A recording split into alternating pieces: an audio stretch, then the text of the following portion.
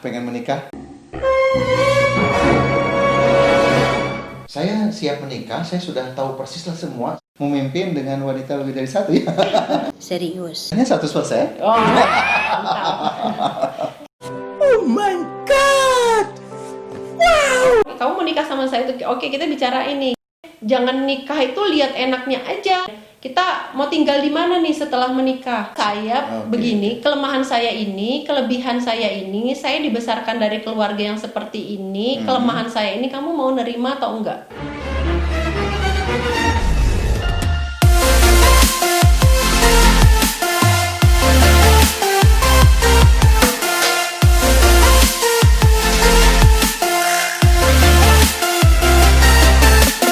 Assalamualaikum warahmatullahi wabarakatuh. Bertama saya lagi dan tidak usah saya perkenalkan lagi kan, bersama Teh Yunita ya, Teh Yunita. Nah, teman-teman, yang kita bahas adalah sebelumnya mengenai masalah pernikahan dan perpisahan. Nah, justru basicnya adalah ternyata apapun harus ada persiapannya gitu ya. Oh betul. Persiapan. Pakai baju, persiapan pakai baju. Paling tidak milih bajunya kan. Iya, Gitu kan. nyiapin dulu. Pengen makan harus ada persiapan, minimal apa yang dimakan, ya kan? Pengen nikah harus dipersiapkan, betul ya? Betul. Termasuk siapa ya akan dinikahi. Wes. Karena Kang Oji. Iya, karena pilihannya banyak. Laki-laki memilih wanita, wanita memilih laki-laki. Nah, teman-teman, justru ya di sesi ini saya ingin membahas bersama Teh Yunita ini adalah bagaimana sih yang disebut dengan persiapan pranikah dan apa saja. Kenapa? Karena ketika saya dulu menikah, kalau orang sudah bilang sesuai dengan kereteg hati, kereteg hati, ya. Hati itu bicara, pengen menikah, udah, kita selesai. Ini orangnya kayaknya. Wah, kayaknya ini dia the one and only. Betul. Apakah cukup itu saja atau ada hal-hal yang lain nih yang harus dilakukan? Gimana nih Teh? Sip, Kang. Kita mulai dari kalau misalnya sesi pranikah itu biasanya tuh saya biasanya ngebahas tuh ada bukan empat materi ya, kayak 4 hal yang mungkin jadi titik tekan gitu. Oke, 4 ya, punya 4 ya. 4 ya. Pertama itu membahas tentang kesiapan diri. Kesiapan diri. Kesiapan diri atau mengenal diri lah, mengenal diri. Oh, mengenal diri ya. Ya, kalau mungkin Kang Oji udah biasa kan dengan Johari Windo kan, mengenal diri gitu kan. Teman-teman nggak tahu tuh jadi apa. Oh, berarti yang kedua tuh terus mengenal pasangan. Mengenal Jadi diri. mengenal pasangan, pasangan, oke. terus kemudian itu perencanaan masa depan, Perencanaan masa depan. sama pemecahan masalah. Pemecahan masalah. Oh, Iya, gitu. tiba-tiba ada pemecahan masalah ya? Iya, karena itu sebuah keterampilan juga sebenarnya. Karena nanti kalau kita ngomong komunikasi itu nanti itu juga bagaimana proses memecahkan masalah itu kan dengan komunikasi itu juga masuk ke situ sebenarnya. Yang akan menikah kan umumnya adalah dewasa. Ya kan? Usia 18 tahun ke atas. Iya, betul. Ya, paling tidak sudah punya KTP kan? Iya, betul. Memangnya dia belum mengenal diri sampai ada persiapan harus mengenal diri nih. Oh, jelas Kang. Mengenal diri itu bukan berarti dia oh kalau umur 20 tahun dia udah pasti tahu dia tuh orangnya gini ini belum tentu. Belum tentu. Jadi kadang-kadang dia tidak menyadari proses itu sehingga kenapa dia saat ini menjadi seperti itu. Kebayang nggak kan? Jadi kan dari dia kecil, bagaimana dia dibesarkan. Nah dia hidup aja gitu. Apa yang dijalani jalanin aja, tapi tidak menghayati atau memaknakan proses kehidupannya. Oh, ada proses. Iya. Misalkan kalau saya contohkan tape peyem. Si peyem tahu nggak proses singkong jadi peyem? Iya, betul. Gitu ya. Singkong jadi peyem. Iya. Orang sadar setelah dewasa ketika sudah jadi peyemnya. Iya. Oh. Itu jadi sepenting itukah? Oh, sepenting itu Kang. Ketika proses menikah, persiapan menikah harus sampai mengenai itu. Penting itu karena kenapa? Karena kan kita harus mengkomunikasikan diri kita pada pasangan kita, benar nggak Kang? Iya kan? Saya harus memberitahu pasangan saya nih, misalnya gitu kan, memberitahu nih, misalnya saya tuh orangnya begini loh, iya kan? Saya tuh orangnya begini. Iya, saya begini, kelemahan saya ini, kelebihan saya ini, saya dibesarkan dari keluarga yang seperti ini, kelemahan saya ini kamu mau nerima atau enggak? Oh. Gitu kan? Ketika pacaran saya terima dong. Nah, iya, bisa jadi gitu. Nah, tapi ada yang dia tidak tahu gitu, maksudnya dia itu sebenarnya kekurangannya apa? Dia itu kelebihannya ada di mana? Apa yang dia nggak sukain? Karena mungkin dia terlalu diatur oleh keluarganya. Kan ada orang yang begitu, bener nggak? Oh, jadi ada Gitu. hubungannya si pengenalan diri ini dengan keluarga. Iya. Oke. Kan jadi gini, proses dia mengenal diri itu adalah dengan ya tadi kalau kata Kang Oji itu kertek hati gitu ya. Ini kan harus lebih menghayati, saya teh menikah sebenarnya karena apa sih? Niat saya teh mau nikah teh buat apa sih? Gitu. Hanya sekedar ingin punya teman hidup. Ataukah hanya ingin sekedar maksudnya supaya halal melakukan hubungan seksual, ataukah saya tidak ingin si pacar saya saat ini itu diambil orang lain. Betul. Itu kan sangat tergantung dari niat ya Kang ya. Iya. Nah niat ini tadi harus diikuti dengan kesiapan diri gitu. Jadi kita harus kenal dulu, saya tuh jadi seperti ini, saya tuh punya kelemahan kayak gini itu karena dulu saya pernah dibesarkan ibu saya begini. Saya tuh punya trauma-trauma ketika kecil tuh begini. Saya tuh dari keluarga broken home misalnya gitu. Begitu ya? Iya Kang. Teman-teman, ternyata yang disampaikan ini adalah nikah itu tidak hanya sekedar hati alias niat Iya. ya. Niat itu berhubungan dengan tujuan menikah. Betul. Tapi juga ternyata harus lebih mengenal diri ya. Lebih mengenal. Mengenal diri. Iya, kelemahan saya apa? Seperti karakter saya adalah saya bukan memarah. Nah, ya berarti Siapa bilang saya marah? ya aja gitu kan, ada diri yang tidak dikenal kan? Tidak dikenal. Iya, betul. Jadi kenal dulu.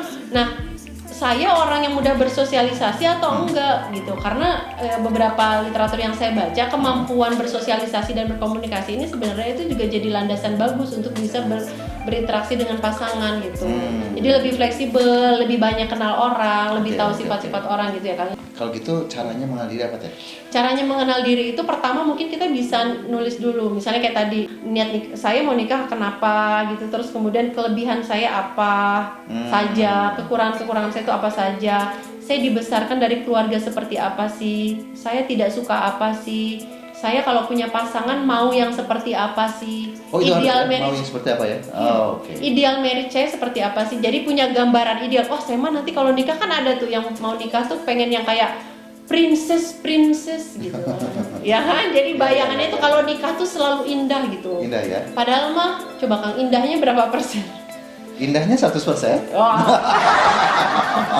Tergantung sudut pandang ya. Iya. Gitu ya. Jadi jangan nikah itu lihat enaknya aja misalnya gitu kan. Nah, jadi kita harus mengukur diri. Emang nikah itu enaknya dia? Emang ada yang nggak enaknya? Ada kalau dia nggak siap. Gitu. Kalau nggak siap lebih banyak mungkin. Iya, dia merasakan. Merasakan. Itu kan persepsi kan, dia merasakan gitu. Jadi kalau dia pernah punya pengalaman misalnya trauma masa lalu misalnya gitu ya. Itu penting. ya itu dia harus menyadari, atau misalnya saya tuh orangnya gangguan konsentrasi ya misalnya kayak saya gitu kan. Ternyata itu bermasalah ketika kalau ngomong suka ngalor ngidul atau nggak fokus. Pasangan saya tuh jadi kemana ya? Kamu tuh maksudnya apa sih gitu kemana ya? Itu kan berdampak pada aksi reaksi dan pasangan, makanya harus kenal diri dulu, tahu dulu gitu. Itu pertama. Yang kedua berarti tadi mengenal pasangan Kang. Mengenal pasangan. Ya mengenal pasangan tuh ya tadi mirip gitu, mengenal pasangan tuh calon pasangan saya itu dibesarkan dari keluarga yang seperti apa? Saya sudah kenal dekat sekali dengan pasangan saya, orangnya ramah, orangnya segala macam pokoknya.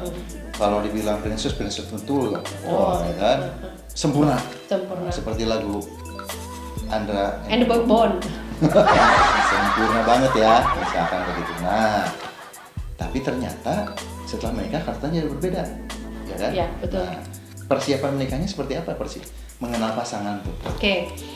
Nah, itu juga nanti bagian dari persiapan pernikahan ya kan, kita kasih edukasi. Jadi sebenarnya memang persiapan pernikahan itu adalah ilmu, memberikan gambaran pada pasangan suami istri itu apa yang harus dia siapkan dan apa kira-kira potensi dalam pernikahan itu yang akan dia hadapi. Jadi mereka punya gambaran. Nah, kadang-kadang calon pasangan suami istri itu tidak punya gambaran terhadap kira-kira konflik apa saja, atau misalnya permasalahan apa saja yang akan dihadapi di tahap awal pernikahan. Ketika punya anak tuh kira-kira konfliknya apa saja, kalau udah punya anak 2 konfliknya apa saja, dengan mertua itu seperti apa kayak gitu. Nah, kadang-kadang tuh belum punya gambaran itu sehingga mereka tidak berpikir akan, jadi nggak punya persiapan gitu loh Kang, karena nggak punya Kalau gambaran. contoh nyata seperti begini, Teh. Saya orang Sunda nih, ya suku Sunda. Istri saya suku Minang. Ya kan, saya mengenal karakter orang-orang Sunda karena saya orang Sunda. Ya, betul. Ya kan, istri saya adalah orang, kalau kata orang Jawa seberang, ya kan, betul. orang Sumatera, Betul. Minang. Seperti itu kan? Apanya maksudnya mengenalnya? Karakternya. Betul. Jadi sampai mengenal bagaimana calon pasangan kita itu dibesarkan dan kita melihat potensi apa saja kira-kira yang akan berkonflik kalau kita menikah dengan dia. Menerima nggak kita semua kelemahannya gitu. Jadi memang kalau menikah itu cenderung lebih lihat si pasangan kita ini jujur nggak dengan semua kelemahannya. Kalau dia bisa jujur dengan semua kelemahannya, tinggal kita yang mengukur diri, kita siap nggak menerima semua kelemahannya, walaupun itu belum semuanya gitu loh Kang. Kebayang nggak? Kan tadi Akang bilang di awal pernikahan kan nggak semua kebongkar kan? Ya, Karena yang harus dipahami calon pasangan suami istri ini adalah pernikahan itu dinamis. Ya, Iya, ya. sangat dinamis, sangat bergerak. Jadi bisa aja nih 5 tahun ketika kita nikah atau 10 tahun suami saya sudah tidak seperti dulu lagi, iya kan? Kau bukan yang dulu Ya, lagi. atau Nyanyi wae. Iya, istri saya juga saya kok nggak kenal ya, kenapa istri? Karena kan bergerak, dinamis. Dia ketemu orang baru, Ya, kita betul. ketemu tantangan baru dalam pernikahan, kita ketemu berbagai hal dalam rumah tangga gitu kan. Jadi bisa jadi lebih mature atau lebih matang, tapi bisa juga jadi lebih immature atau enggak, jadi malah lebih tidak dewasa. Artinya ketika mengenal pasangan pun selain kita harus mengenal dari sisi keluarganya, gitu Iya, ya. bagaimana dia dibesarkan, Bagaimana dia dibesarkan. iya, bagaimana Urutan lingkungan kelahiran. teman-teman. Ya kan, urutan kelahiran bagaimana dibesarkan, sampai dengan kalau perlu jurusan pendidikan yang dipilih. Iya, jurusannya seperti dia ngambil jurusan apa, kira-kira profesinya apa, teman-temannya siapa Teman-temannya aja, seperti apa. gitu, dia bergaul dengan siapa aja, bagaimana tingkat keimanannya, apakah memang dia soleh atau udah hijrah atau dia baru fase transisi untuk hijrah gitu, itu kan proses kan kita mengenal jenis. Atau yang berniat hijrah tapi dari hijrah gitu ya. Betul, itu kan siap kan pasangannya, benar nggak? Gitu. Tapi kan kalau secara umum nih, kalau Betul. saya ketika Iya. saya selepas mengajar di satu tempat gitu ya, Betul. tentang pernikahan, ya kan, saya siap menikah, saya sudah tahu persis lah semua si AA itu adalah misalkan ya, si itu pokoknya segalanya bagi saya gitu kan. Tapi ketika menikah, saya Iya, jadi berubah. betul. Apa yang salah nih Teh, dari persiapan pernikahan kalau kayak gitu? Wah, saya agak balik lagi ke ini ya, ke dasar. Niat nikahnya buat apa? Nikah. Niat nikahnya buat apa? Kalau nikahnya misalkan, tapi ini tanpa klise, tapi memang ya sebagian besar orang ngomong kebanyakan tuh nikah buat ibadah misalnya gitu. Kalau ibadah berarti siap dong dengan tantangan. Nggak ada yang ibadah mah yang mudah gitu jalannya, benar nggak Kak? Iya kan? Mau sholat ke masjid aja hese, males gitu. Apalagi kalau dalam pernikahan itu emang niatnya ibadah, berarti kan sangat banyak ujian dan tantangannya karena memang tujuannya untuk ibadah gitu. Sepertinya klise, tapi kalau dalam nikah tuh nanti ternyata suaminya selingkuh, ternyata istrinya tuh nggak nerima, dia merokok misalnya gitu kan banyak lah. Itulah namanya pernikahan tadi gitu, ujiannya ada di situ. Jadi artinya persiapan pernikahan harus mempersiapkan diri untuk menghadapi masalah gitu kan? Oh betul, makanya tadi saya bilang kan di jenjang yang ini gambarannya. Oh kalau nikah tuh ada loh case-nya yang seperti ini, ada yang case-nya seperti ini. Nanti mereka membahas kasus itu. Kalau dalam kasus ini kira-kira apa? Bagaimana kamu menghadapinya? Bagaimana kira-kira kamu memecahkan permasalahan kalau berada di kondisi itu? Jadi mereka kan terbuka wawasannya bahwa iya juga ya. Misalnya ini kalau yang pranikah itu biasanya gini, yang suka ketawa itu kan gini kan.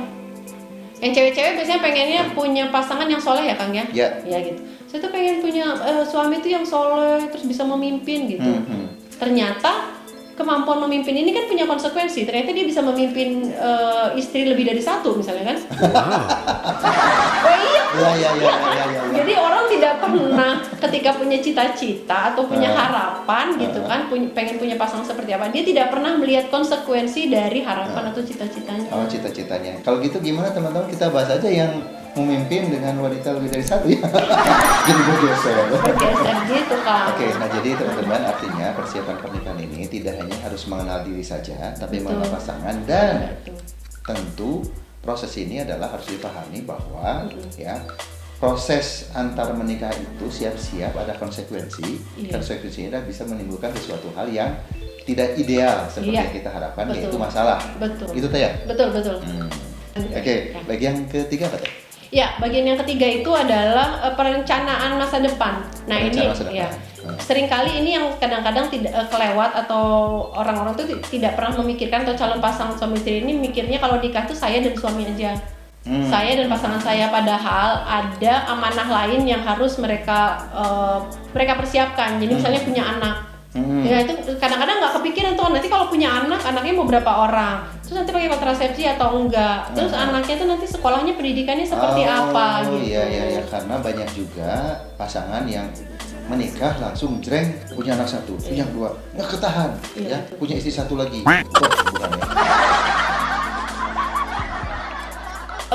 Bagaimana misalnya tadi si suami dibesarkan dari keluarga yang A misalnya, dia kalau mendidik anaknya A. Nanti kalau yang istri dibesarkan dari keluarga B, dia cara mendidiknya B. Nah ini kan harus dikomunikasikan gitu. Rencana masa depannya? Iya, rencana masa depannya itu kira-kira kita nanti kalau punya anak tuh perannya mau seperti apa gitu. Kamu akan jadi ibu rumah tangga saja kah? Atau misalnya kamu harus kamu mau berkarir juga, nah itu kan perlu kesepakatan juga Kang. Ada perencanaan, kesepakatan, dan tentu ada proses komitmen. Iya betul. Dan juga ilmu pengetahuan kan. Ilmu pengetahuan. Karena kan kayak tadi misalnya kita mau tinggal di mana nih setelah menikah, ya kan? Itu ada tuh yang cerai kan belum 3 bulan ya, cuma gara-gara yang suami pengen istrinya tinggal di rumah dia, sedangkan yang istri pengen si suaminya tinggal di rumah dianya juga gitu. Jadi cerai. Ya? Iya. Maksudnya tinggal di rumah dia itu rumah orang tuanya? Iya, rumah dia dan orang tua, karena belum sama-sama belum punya rumah gitu. Kenapa nggak pilih jalan tengah? Itu dia. Tapi akhirnya cerai. Ada itu kasus di kantor urusan agama. Coba teman-teman, simpel kan sebenarnya, kesannya simpel ya. Yang satu suami ingin tetap istrinya tinggal bersama dia di rumah orang tuanya, ya. Yang istrinya sama, ya, ingin tinggal suaminya bersama. Gitu loh. Akhirnya cerai. Gara-gara bukan tidak ada mungkin ya? Iya, komunikasinya nggak jalan itu proses mediasinya. Itu 3 bulan? Sekitar 3 atau 5 bulan gitulah ya. 3 sampai 5 bulan pernikahan, proses seperti itu. Artinya perencanaan pernikahan itu menjadi sangat penting. Dan harus detail ya. Harus detail. Harus detail. Kalau perlu ditulis.